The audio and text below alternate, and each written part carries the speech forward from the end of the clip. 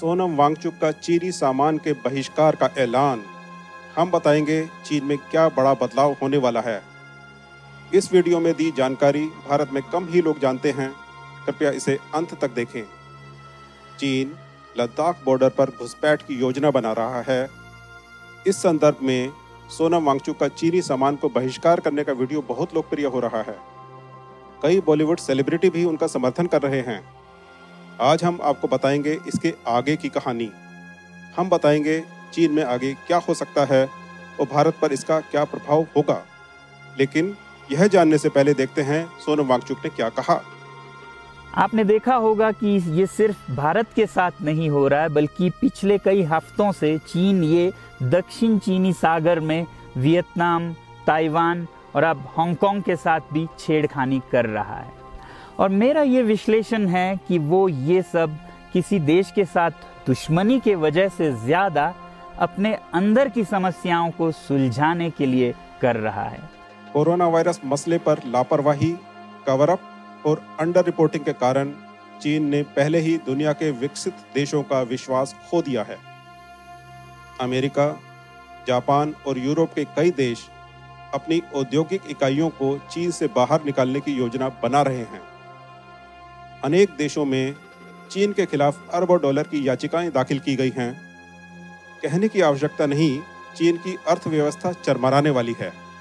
यही बात सोनम वांगचुक अपने वीडियो में भी कहते हैं।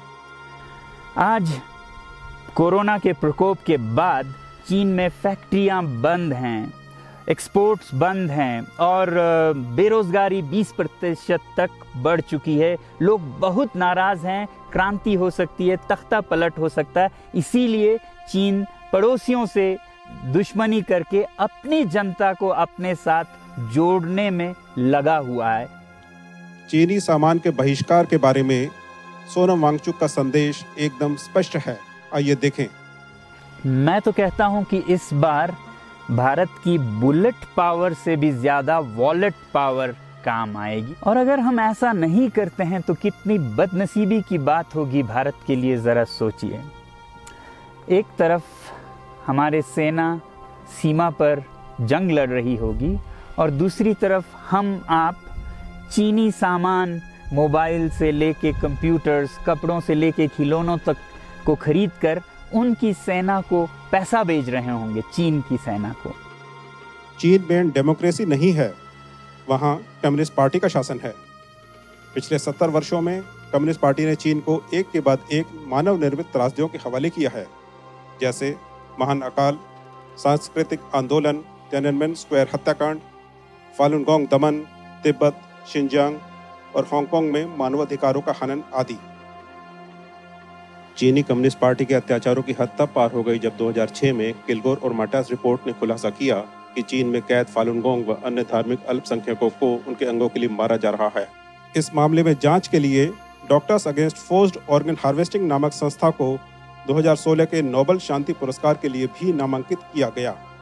इसके संस्थापक डॉक्टर टॉस्टन ट्रे को नवंबर 2019 में मुंबई में हार्मनी फाउंडेशन द्वारा आयोजित समारोह में मदर टेरेसा मेमोरियल अवार्ड प्रदान किया गया। अब सबसे महत्वपूर्ण खबर, 9 commentaries on the communist party नामक पुस्तक चीन का भाग्य बदल रही है।